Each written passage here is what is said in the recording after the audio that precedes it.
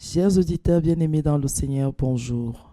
Nous sommes dans notre émission Univers de femmes encore ce matin et je bénis l'Éternel pour cette faveur qu'il nous a accordée. Il a disposé toutes choses en notre faveur pour ceux qui écoutent et pour moi qu'il va utiliser, je crois, et qu'il mettra les mots dans ma bouche pour que quelqu'un soit enseigné ce matin. L'enseignement de ce matin va porter sur un sujet qui va peut-être, je ne sais pas, offusquer quelqu'un. Un autre sera sûrement très gai parce que ça va l'amuser. Mais nous devons tous être disposés à comprendre exactement là où le Seigneur veut nous amener. Nous allons parler de la sexualité dans le mariage ce matin.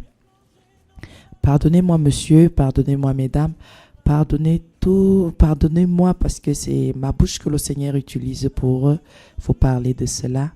Vous savez, notre Dieu est souverain et il fait grâce à qui il veut. Et cela ne dépend pas de nous, cela ne dépend de personne. Il a dit que si les hommes lui désobéissent, les hommes avec grand H, il pourra même susciter des pierres pour le louer. Avant donc qu'il n'arrive au niveau des pierres, il utilisera même la bouche d'une femme pour vous parler de certaines choses. Que le Seigneur nous bénisse ce matin et surtout que son esprit prenne contrôle et que sa gloire se déverse dans nos vies. Nous allons parler de la sexualité. C'est un sujet que nous n'abordons pas dans le corps de Christ parce qu'on s'est dit la pudeur. Mais nous nous rendons compte que c'est aussi une intimidation du diable, c'est aussi un aveuglement que le diable est venu imposer à tout le peuple du Seigneur pour dire non, ce sont des choses intimes. Mais à un moment donné, quand les choses intimes commencent à se manifester hors de notre intimité, ça veut dire que quelque chose se passe. Toutes les femmes chrétiennes se sont concentrées sur le partage avec le Seigneur. Elles ont oublié qu'il y a un partage avec leur mari, avec leur conjoint, avec leur fiancé. Et nous allons nous rendre compte ici parce qu'il faudrait que je fasse déjà la part des choses. La sexualité, c'est dans le mariage. Pour celles qui écoutent ce matin, c'est dans le mariage que nous devons pratiquer ces choses-là. Vous avez sûrement des enfants à la maison. Vous avez des jeunes garçons, vous avez des jeunes filles.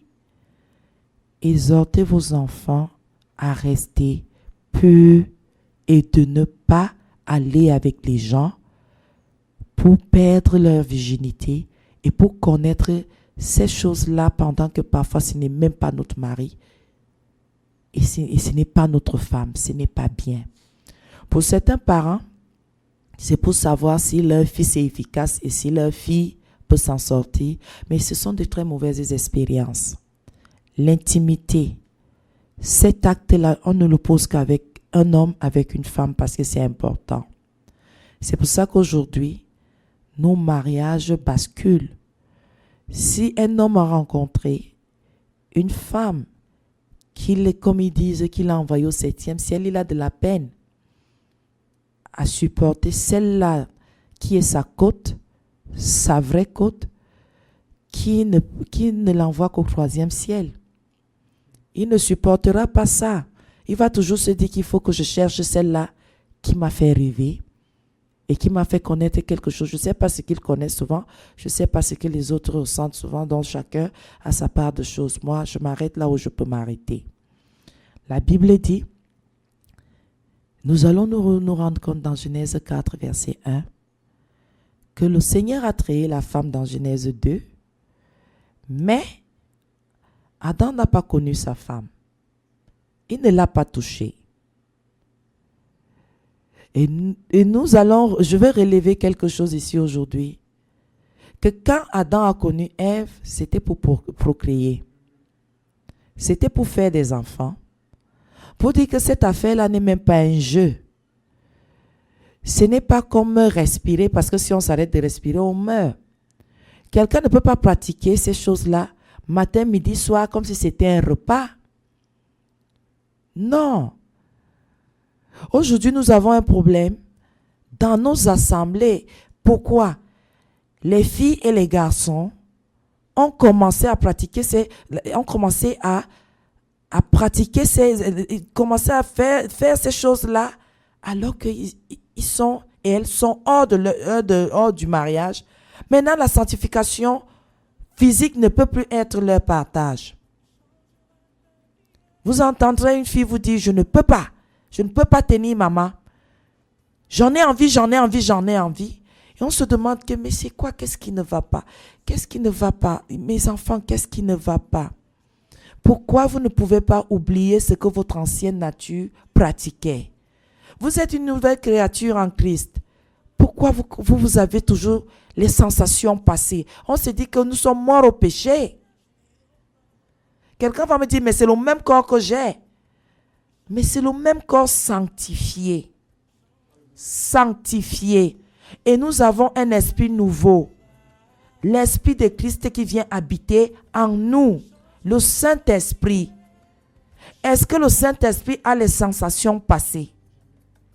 Est-ce que le Saint-Esprit a les démangeaisons? Est-ce que le Saint-Esprit a les envies? Non. Revenons à de meilleurs sentiments. Je ne juge pas, loin de là. S'il vous plaît, loin de moi cette pensée. C'est que je suis un peu... Je veux compatir, je veux comprendre. Et je dis, Seigneur, est-ce que ta parole est contraire? Est-ce qu'elle dit une chose et son contraire? Je suis en ce moment en train de dire à quelqu'un que le sexe se pratique dans le mariage. Si tu l'as fait avant, tu étais ignorant. Et le Seigneur dit qu'il ne prend pas en compte nos temps d'ignorance. Nous le bénissons pour cela parce qu'il est bon. On était ignorants et on a pratiqué les choses parce que le monde nous a fait comprendre que c'était un mode de vie. Si tu ne vis pas comme ça, tu as un problème. Le monde nous a aveuglés avec ses pratiques, avec sa façon de marcher. Est-ce que maintenant je confesse que j'ai fait une rencontre avec un roi? Est-ce que je dois continuer à vivre comme une esclave? J'ai fait la rencontre d'un roi qui m'a fait comprendre que la liberté est mon partage et je continue à être prisonnière d'une envie, d'un besoin charnel parce que je suis morte charnellement, je suis morte et j'ai retrouvé la vie en Christ. Et la vie en Christ est une vie sainte, une vie sanctifiée. Et la sanctification n'est pas que spirituelle. Le spirituel vient impacter le physique, ce qui fait que les pensées passées ne peuvent plus être mon partage. Je ne peux plus être anxieuse. Je ne peux plus ressentir et sentir des choses qui ne sont pas.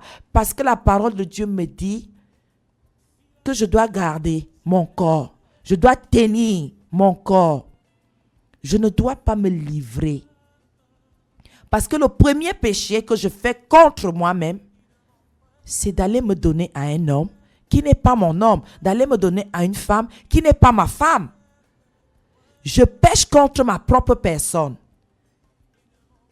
Je ne fais pas du mal à quelqu'un d'autre. Je me fais à moi-même du mal. Donc, c'est supposé que je prenne une bûchette d'allumettes que j'acclaque et que je la pose sur ma chair et que ma chair brûle. Bien-aimé, la sexualité, c'est dans le mariage. Parce que quand on parle de ces choses-là, certaines personnes, et moi, nous, alors on va faire comment, nous qui sommes célibataires? Vous restez comme ça, jusqu'à ce qu'un homme vienne se proposer de vous épouser, une femme vienne, que vous rencontrez une femme et que vous demandez à cette femme, est-ce que tu peux devenir mon épouse? L'apôtre Paul a dit qu'il est bon pour chaque homme d'avoir sa femme et chaque femme d'avoir son mari. Parce que quand tu brûles déjà là, c'est que tu iras toucher à quelque chose qui ne t'appartient pas. C'est ça le problème. Quand tu commences à voir ces démangeaisons, ces envies-là, c'est que tout ce que tu vas voir, tu vas tirer dessus. Jusqu'à ce que tu puisses avoir quelque chose sous la dent, à te mettre sous la dent pour assouvir ton besoin. La sexualité, c'est dans le mariage. Bien-aimé, c'est l'une des causes des infidélités, des divorces aujourd'hui dans le corps de Christ. Pourquoi? Un homme n'a jamais oublié la femme qu'il a connue dans sa jeunesse. Une femme n'a jamais oublié un homme qu'elle a rencontré un jour dans sa vie.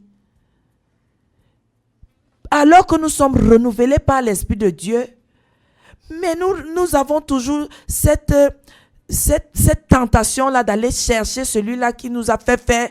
Je ne comprends pas. Pardonnez-moi. Parce que quand certaines personnes m'expliquent certaines choses, je me demande si le Seigneur n'agit plus. Nous sommes dans le corps de Christ. Qu'est-ce qui ne va pas? Nous sommes des chrétiennes. Ça veut dire que ce n'est plus notre chair qui nous commande. Nous sommes des chrétiens. Ça veut dire que nous ne marchons pas selon la chair, nous marchons selon l'esprit.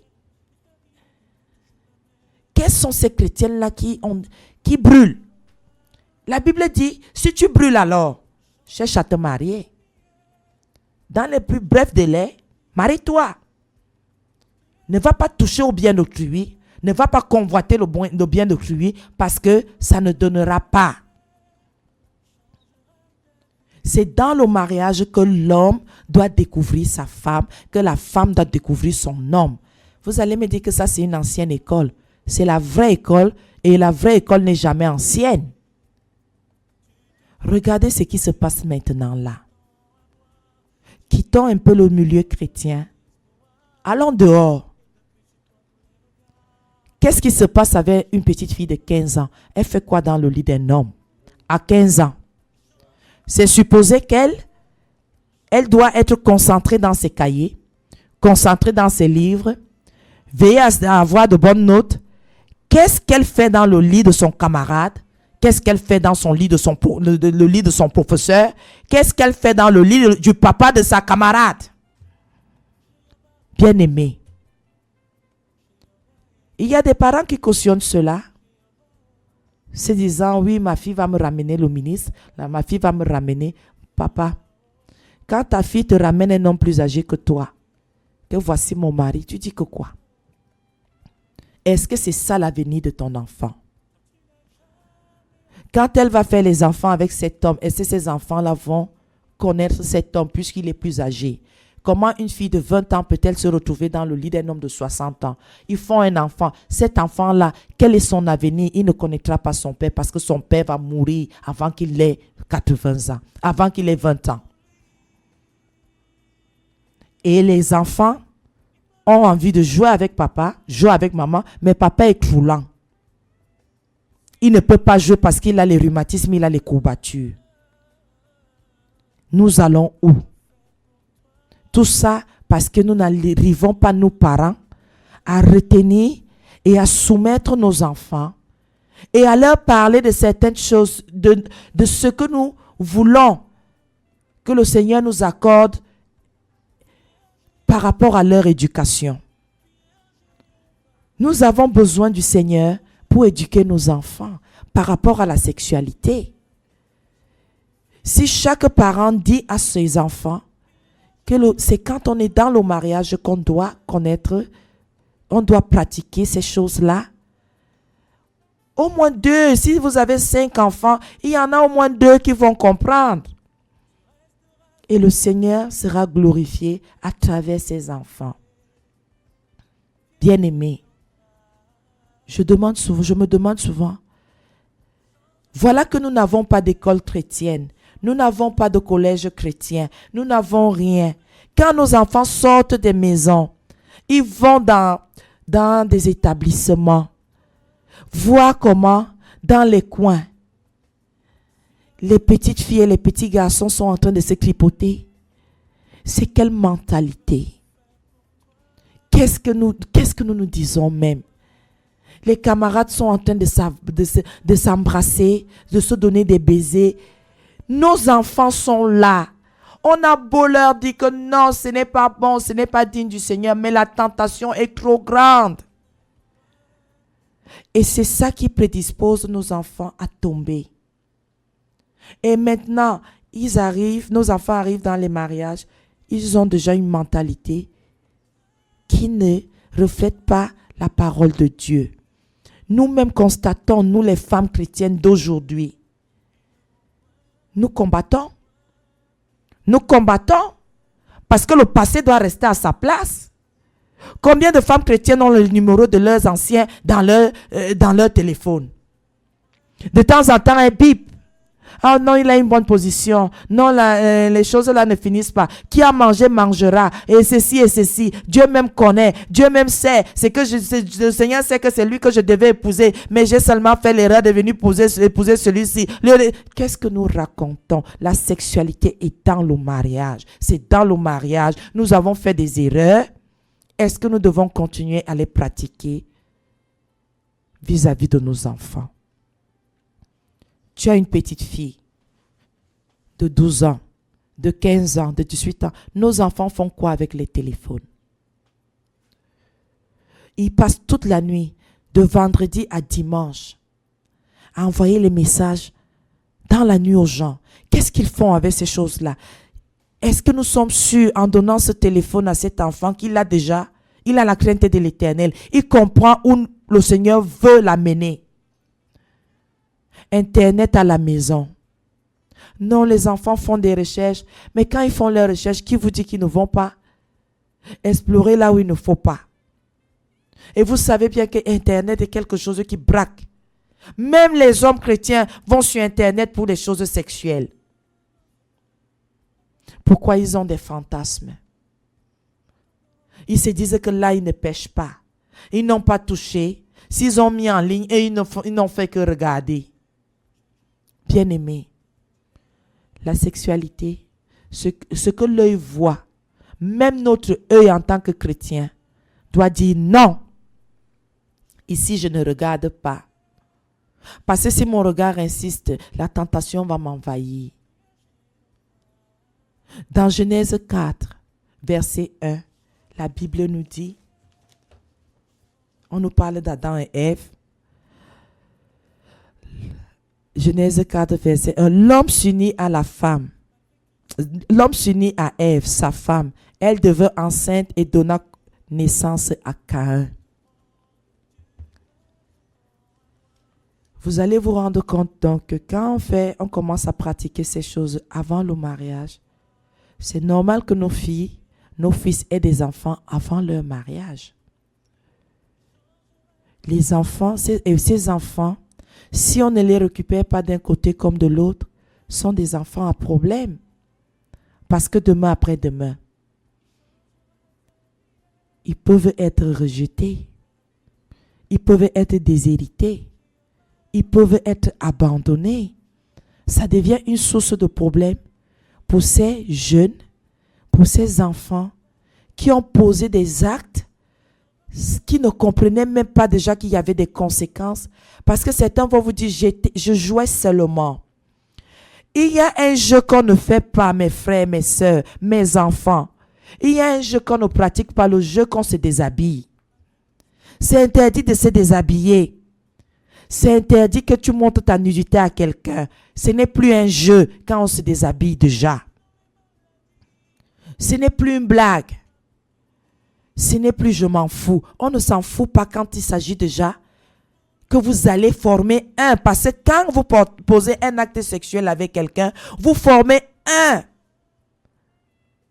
Et je veux même aller dans les choses spirituelles. Il y a un transfert de démons. Vous ne le savez pas. La Bible dit que celui qui va avec une prostituée forme un avec cette prostituée. Rendez-vous compte, une prostituée, c'est cette femme-là qui va et qui s'offre à qui le veut. Et si à un moment donné, vous allez avec une prostituée, ça veut dire que tous les hommes avec lesquels elle est déjà allée, vous êtes aussi allé avec tous ces hommes. Si elle est allée avec 30 personnes, vous sachez que vous êtes allé avec 30 personnes plus elle, 31 personnes. Au travers d'elle, vous portez toutes les charges qu'elle a. Je n'ai rien contre ces dames. Je les respecte beaucoup, mais je sais que le Seigneur agit. Il va rappeler chacune à ce moment voulu. Mais je suis juste en train de dire à quelqu'un, toi qui connais déjà la parole, toi qui veux marcher, qui a la crainte de l'Éternel, pourquoi aller tomber dans ce genre de choses avant le mariage. Toi, jeune fille, toi, jeune garçon, tu sais, ta maman t'amène à l'église, ton papa t'amène. Pourquoi tu vas dans le dos de ton père, de ta mère, pratiquer ces choses-là, sachant que il y a des choses spirituelles qui se transmettent et les choses physiques, même il y a les maladies. Combien de jeunes garçons se protègent?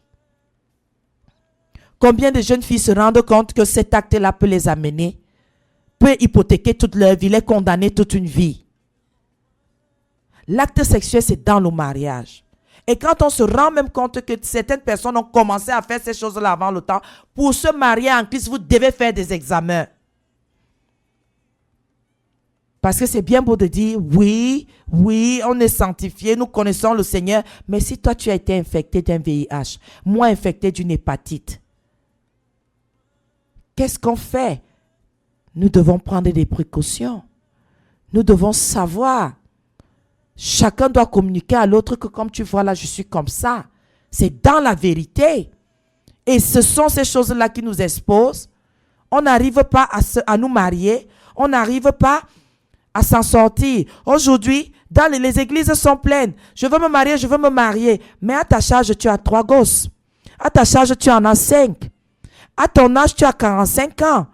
Et la plupart d'hommes, en ce moment-là, si celui-là n'est pas veuf, c'est qu'ils sont tous mariés. Combien d'hommes donc viendront te chercher? Non, pourquoi le Seigneur ne se souvient pas de moi? Parce que tu as eu ta grâce et tu l'as laissé passer. Maintenant, il faut lui être agréable pour que cet homme revienne. C'est pour ça qu'il y a le désordre dans les églises et certains vont d'une église à l'autre pour dire que non, ça n'agit plus là-bas. Ce n'est pas vrai. Ce n'est pas vrai. C'est parce que nous avons pratiqué des choses. C'était le temps d'ignorance. Et même quand on a connu la vérité, on a continué à pratiquer ces choses-là. Combien de femmes aujourd'hui connaissent le Seigneur et qui refusent de s'abstenir de sexe? Elles sont toujours là-dedans. J'entends des gens dire dans l'église, moi je pars, et quand je reviens, je suis la bouche. Il y a un verset très clair. Il y a un verset très clair qui parle de ces choses-là. Pour dire l'infidélité.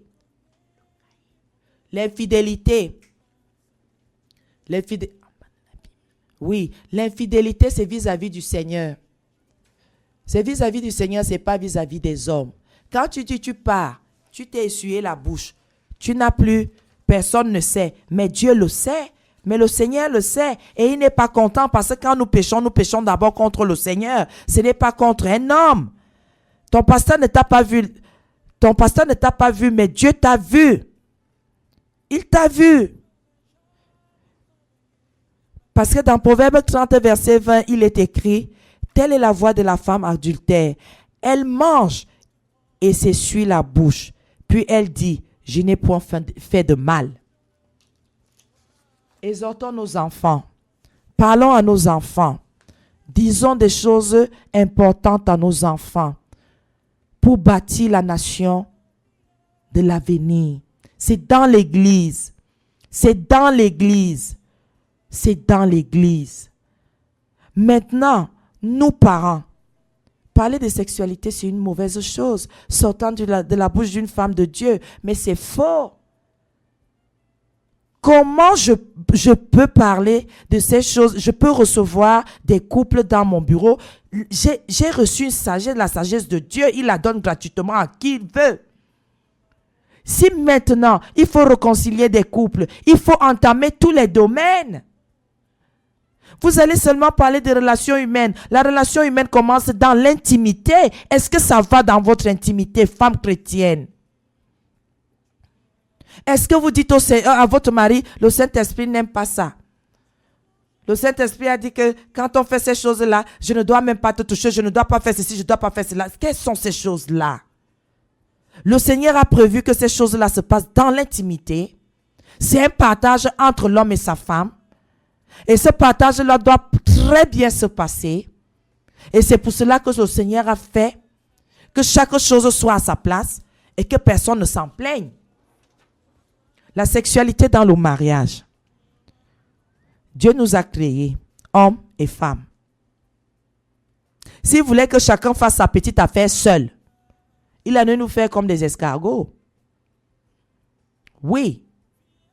Il allait nous faire comme des escargots, des êtres asexués. Oui, bien-aimés. Écoutez bien. Il a fait l'homme et la femme.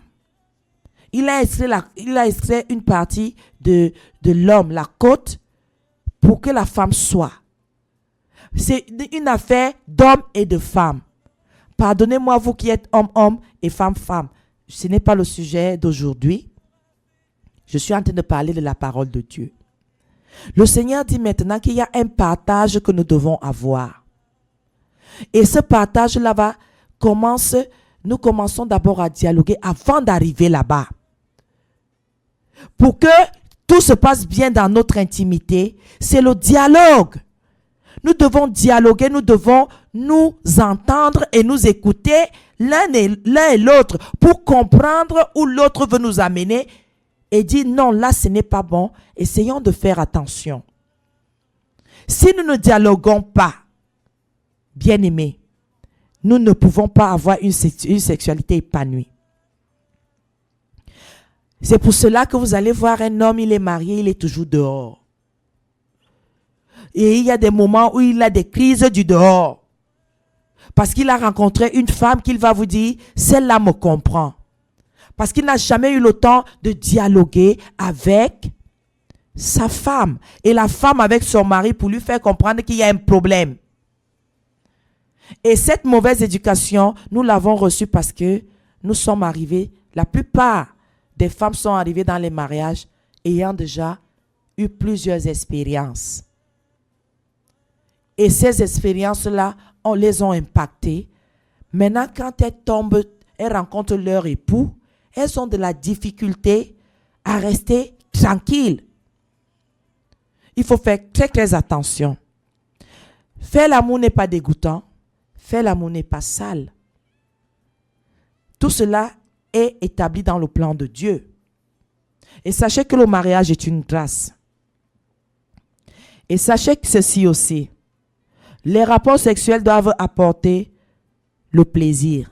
Pour cela, vous allez lire Ecclésiaste 9, verset 9. C'est très très important. Ecclésiaste 9, verset 9, vous pouvez relever pour pouvoir lire tout à l'heure. Et si vous voulez, nous pouvons lire ensemble pour que quelqu'un comprenne. Que dans Ecclésiaste 9, on nous parle du plaisir et que chacun d'entre nous doit veiller à ce que ça se passe et que tout cela soit. C'est très très important, bien-aimé. Il ne faut pas s'amuser n'importe comment. Il ne faut pas faire, et le plaisir est mutuel. Il ne faut pas penser à soi-même sans penser à l'autre. Ecclésiaste 9, verset 9, il est écrit: jouis de la vie avec la femme que tu aimes. Jouis de la vie avec la femme que tu aimes. Pendant tous les jours de ta vaine existence que Dieu t'accorde sous le soleil, oui, pendant tous ces jours dérisoires, car c'est la part qui te revient dans la vie au milieu de tout le travail pour lequel tu te donnes de la peine sous le soleil. Vous vous rendez compte? Le Seigneur dit que la sexualité dans le mariage, il faut savoir se faire plaisir. Pas en allant dans l'abomination, parce que certains vont commencer à prendre ça mal. Ce n'est pas ce que j'ai dit, parce que la Bible le dit très bien. Jouis de la vie avec la femme que tu aimes. Et la vie, c'est quoi? C'est tous les compartiments de notre vie, dans le dialogue, l'entente, l'amitié, et en partie cela. Pendant tous les jours de ta vaine existence que Dieu t'accorde sous le soleil, oui, pendant tous ces jours dérisoires, car c'est la part qui te revient dans la vie au milieu de tout le travail pour lequel tu te donnes de la peine sous le soleil. Que le Seigneur nous bénisse ce matin. C'est important, bien-aimé, de prendre du plaisir à vivre avec sa femme, d'être bien, d'être épanoui, d'être, équilibré. L'acte sexuel dans le mariage donne le réconfort. Dans Genèse 24, verset 67. Vous allez lire. Ça donne le rafraîchissement. C'est très, très important. Dans Proverbe 5. Proverbe 5, du verset 15 au verset 19, il est écrit, Proverbe 5, du verset 15 au verset 19, « Bois les eaux de ta propre citerne et celles qui jaillissent de ta fontaine. Tes sources doivent-elles se dissiper au dehors et tes rideaux dans les rues, qu'ils soient pour toi seul. Ne les partage pas avec les étrangers. Que ta source soit bénie. Fais ta joie de la femme que tu as aimée dans ta jeunesse.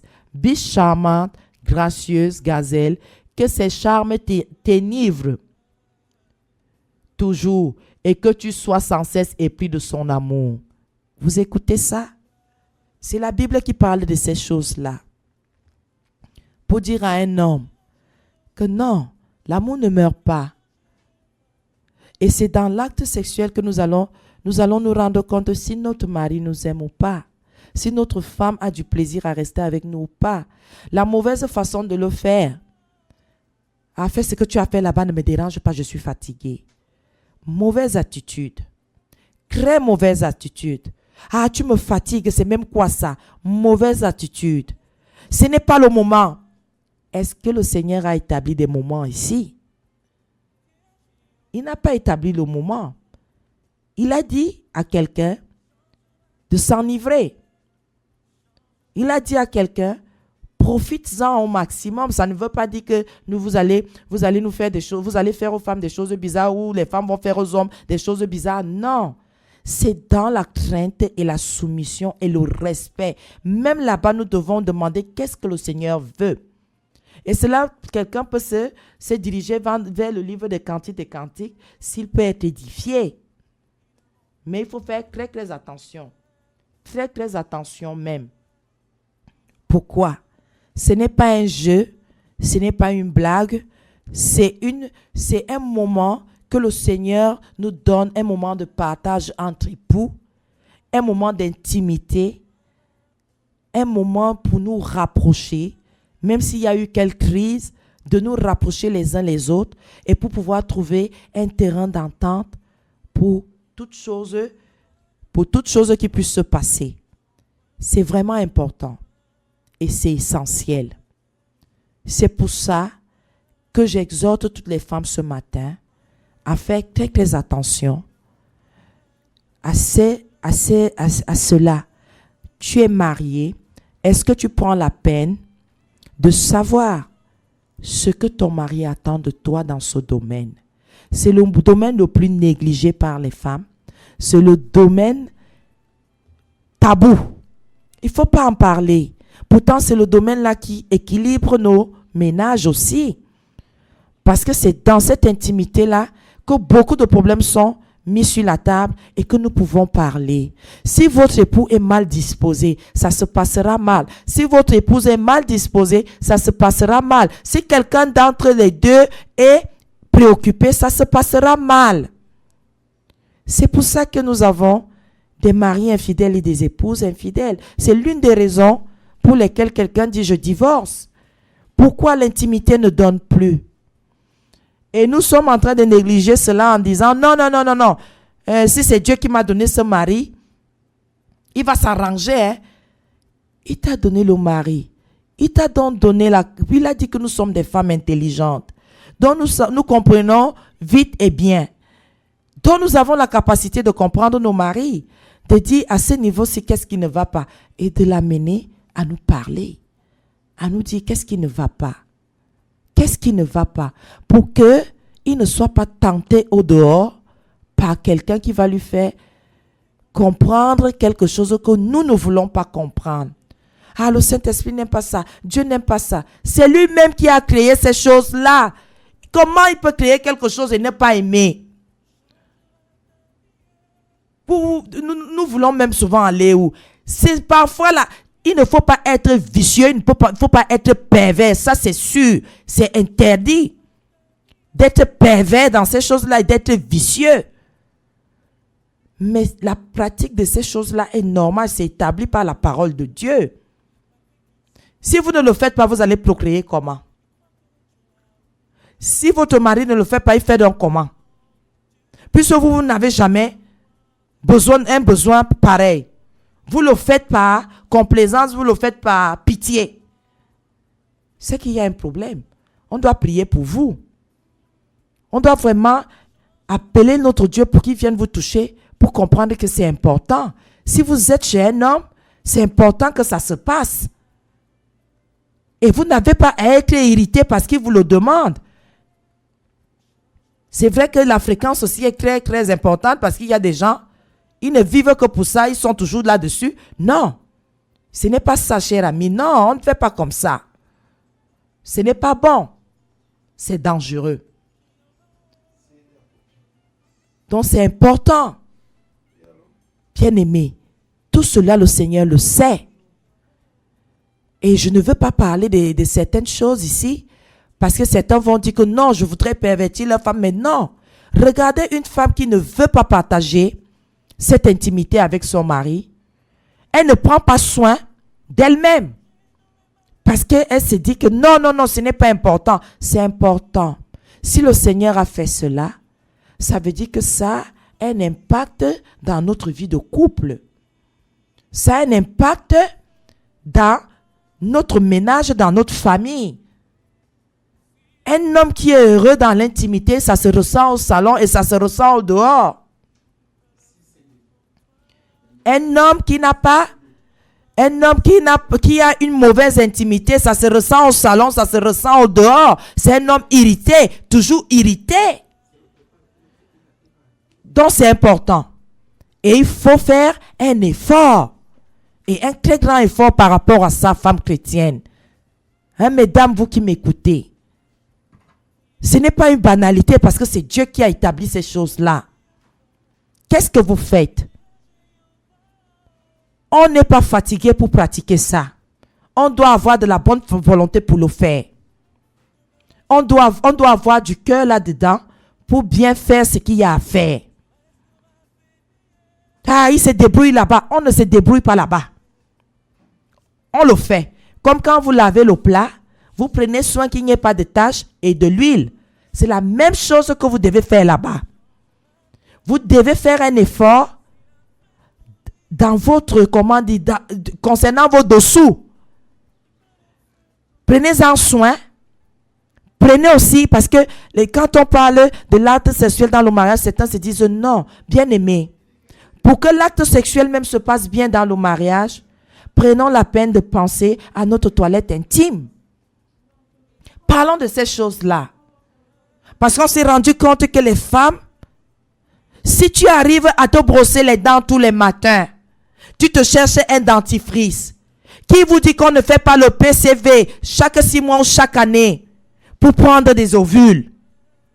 Depuis que vous vous êtes mariés, vous n'êtes jamais allé à l'hôpital. Vous accouchez même, pas de PCV. Tout ce qui se passe. Est-ce que vous savez que c'est même ça parfois qui éloigne les hommes? Ce qui se passe là. Le mauvais entretien. C'est pour ça que les actes sexuels ne sont plus notre partage, nous les femmes chrétiennes, nous les femmes. Parce qu'à un moment donné, le mauvais entretien fait que les hommes s'éloignent. Nous devenons un bouillon de culture plus pour propager de la maladie que d'être des femmes propres. Nous devons veiller à ce que notre intimité se passe bien, la propreté. Nous devons être propres. Propres. Nous devons aller dans les hôpitaux, faire des examens. Laissez-nous avec ces affaires-là que je mets les ovules du sang de Jésus. Laissez-nous tranquilles. Ce qui est physique est physique. Quand un plat est sale, on le lave avec une éponge et du savon. Ce n'est pas le sang de Jésus qui vient faire la vaisselle chez toi. Comme tu te brosses les dents, va faire un PCV et prends des ovules, prends des antibiotiques pour anéantir tous les microbes. Parce que ces petits trucs-là éloignent les hommes, éloignent nos maris. Pourquoi chaque instant que nous faisons ces choses-là, toute notre chambre est embaumée. Et nous trouvons ça normal. Est-ce que c'est normal? Est-ce que c'est normal? Est-ce que c'est normal? Est-ce que c'est normal? Non, une femme chrétienne ne parle pas de ces choses-là. Moi, je parle et je suis chrétienne et j'ai l'Esprit de Dieu. Et je sais que je dois aller à l'hôpital. Je sais que je dois veiller sur cela. Comme je veille sur mon hygiène buccale, c'est comme ça que je dois veiller sur mon hygiène intime. Regardez vous-même ce qui se passe. Si tu ne fais pas ces examens, quand tu vas concevoir, il y a des difficultés. Vous voyez les gens marcher aujourd'hui avec les pancartes dans les églises. Stérilité. Parfois, c'est un chlamydia chronique. C'est une syphilis mal soignée. C'est une gonococcie mal soignée. Mais vous les voyez avec les pancartes sur les poitrines. Stérilité. Ce qui est physique est physique. Allez à l'hôpital, vous suivez un traitement pendant 1 an. Pendant 6 mois. Et que le Seigneur se glorifie. Quelqu'un va me dire, mais notre Dieu peut tout. Écoutez un peu. Il ne viendra pas vous brosser les dents. Il ne viendra pas vous laver. Il ne viendra pas vous faire prendre votre bain. Allez à l'hôpital. Parce que c'est à force d'avoir posé des actes avant les mariages qu'on prend ces choses-là et après on néglige. Ça devient des trucs qui détruisent nos vies. Et nous sommes conscients de cela. On ne veut pas accepter la vérité. Aujourd'hui, plein de femmes sont célibataires parce que chaque homme qui arrive, il suffit que cet homme-là les touche, il est malade, il fuit. Il se rend compte qu'il y a un problème, il fuit, il part. Tout le monde qui vient part, mais tu ne poses-toi la question que qu'est-ce qui ne va pas en moi? On se rend compte que pas seulement qu'on ne va pas à l'hôpital, même nos dessous sont des problèmes. Regardez comment une femme ne prend pas soin de ses dessous. Que ce soit le soutien-gorge, que ce soit son truc, les slips et tout. Personne ne prend la peine ni de désinfecter ses sous-vêtements, ni d'en prendre soin, ni de les changer tous les 6 mois, tous les 3 mois. Ça dépend de chacun et des moyens de chacun. Elles ne veulent pas. On ne parle pas de choses comme ça. Les odeurs corporelles chassent les maris. Ils se demandent pourquoi tu sens toujours fort. Et ce qui bloque la sexualité. Ce qui fait qu'il demande le divorce. Parce qu'il a suffi qu'il fasse un faux pas. Il s'est rendu compte qu'il y a des femmes qui ne mettent pas de parfum, mais qui n'ont pas une odeur corporelle aussi forte. On ne doit pas parler de ça. Parce que les femmes vont se fâcher. Toi-même, tu trouves normal que tu te lèves le matin jusqu'au soir. Toute une journée, tu ne fais pas ta toilette intime. Tu trouves ça normal que tu ne touches pas à l'eau le matin. Quand toi-même tu humes ta peau pour ton propre corps, tu te dis que tu es où? Tu te dis que qu'est-ce qui remonte? C'est le fromage? C'est l'eau du manioc pourri? Et quand ton homme arrive, ton mari arrive, il dit, ma chérie, viens un peu. Avant même que tu ne l'atteignes, il y a un parfum qui l'atteint déjà. Directement, il est bloqué. Non, si c'est pour aller dehors, il est fort. Si c'est avec moi, ça bloque toujours. Mais pose-toi la bonne question. Pourquoi avec moi ça bloque? Ça veut dire que tu as un problème. Laissons un peu le spirituel, nous sommes au physique là. Ça veut dire que ton hygiène a un problème. Ça veut dire que tu ne prends pas soin de toi-même. Aujourd'hui, c'est non. Le Saint-Esprit sanctifie tout. Le Saint-Esprit va venir sanctifier si tu ne te laves pas. Il va sanctifier quoi? Nous sommes où? Qu'est-ce que nous faisons même? Regardons là où nous dormons. Est-ce que c'est un endroit qui dispose notre mari à faire ce qu'il a à faire? Les draps ne sont pas lavés. Même le décor entre dans la sexualité, dans le mariage. La chambre ressemble à un magasin. Ou parfois il descend du lit, c'est une marmite qui cogne avec son talon. Qu'est-ce qui ne va pas? Parce que quand on parle de ces choses-là, les gens ne savent pas que c'est tout un travail qu'il faut opérer. Et dans les assemblées, maman, on demande le divorce, il veut me quitter. Mais est-ce que tu te rends compte de ce qui se passe? Avant de te plaindre de lui, est-ce que vous avez dialogué? Tu lui as dit que qu'est-ce qui ne va pas en moi? Dis-moi. Mais pose-lui la question. Dis-moi tout. Ouvre mon livre maintenant. Et s'il te plaît, dis-moi tout. Pour que je sois la femme là que tu veux. Et pour que nous soyons épanouis dans notre intimité. Personne ne veut en parler. Les hommes se taisent pour ne pas blesser leurs femmes pendant que ça contribue à les envoyer dehors. Les femmes deviennent orgueilleuses pour dire un chien comme ça, c'est comme ça qu'il est, il est dehors, pendant qu'elles ne veulent pas comprendre le problème de leur mari. Il n'est pas dehors parce qu'il est fou. C'est parce qu'il se dit que comment il va faire pour te dire ce qu'il a à dire. Est-ce que ça ne va pas te blesser? Parfois même il t'achète lui-même des sous-vêtements pour que pour que ça change dans sa tête rien. Toi, tu préfères plutôt faire les problèmes. Qui t'a demandé de m'acheter des choses comme ça? Depuis que nous sommes ici, madame, ferme un peu ta bouche et comprends là où il veut t'amener. Comprends là où il veut t'amener. Il ne veut susciter en toi aucun vice. Ce n'est pas être pervers, mais il voudrait juste te faire comprendre quelque chose, mais il ne trouve pas les mots, ni le temps, ni le moment pour te dire, puisque tu es toujours agressive. Tu es toujours mal disposé. Hein, c'est que tu allais apprendre dehors là. Mais s'il apprend dehors, et maintenant il ne veut plus rester dehors, il veut rentrer chez lui.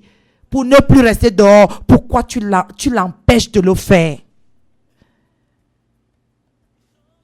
C'est pour ça les scandales à chaque moment. Si quelqu'un veut te faire comprendre quelque chose, suis-le d'abord, écoute, comprends.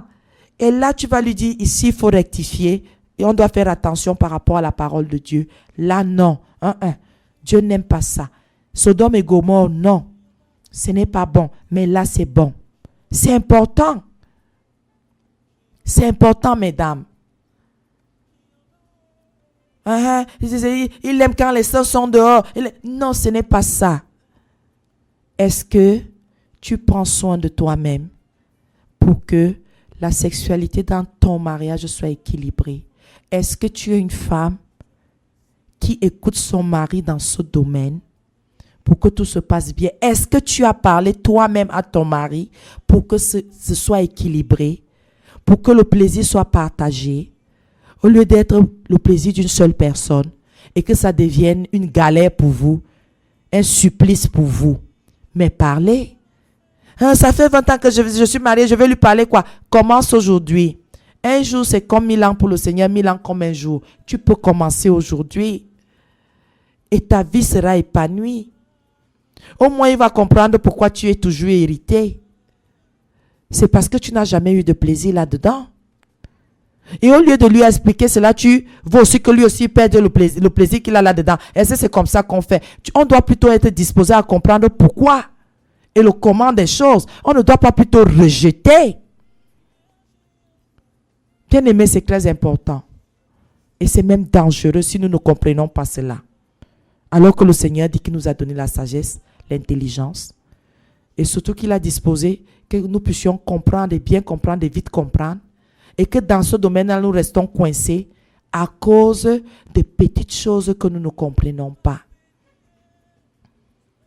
Prends soin de toi. Veille sur le dialogue, que le dialogue ne s'arrête jamais dans ton couple. Parce que c'est le dialogue qui va te permettre de comprendre ton mari. Et qui va te permettre aussi à ton mari de te comprendre. Vous deviendrez de bons amis. Et les amis se soucient les uns les autres. Pourtant, les époux, à un moment donné, s'en foutent. Et c'est pour ça que nous devons faire un effort d'être les amis de nos maris et les amis de nos épouses. Femmes, c'est difficile. Prenons soin de nos sous-vêtements. Veillons à ce qu'ils soient toujours présentables. Que ce ne soit pas des trucs rafistolés à gauche, attachés à droite.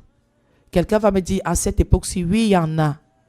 Il y a des hommes qui n'ont jamais vu le sous-vêtement de leur femme. Je dis jamais. Quand il faut le faire, c'est elle veille à ce que ce soit enlevé avant. Et quand il faut remettre, ça son insu. Il y a des gens qui n'ont jamais vu. Et il faut faire très très attention par rapport à ça. D'être présentable. Nous devons servir le Seigneur jusqu'à ce niveau-là parce que c'est lui qui nous a créés ainsi.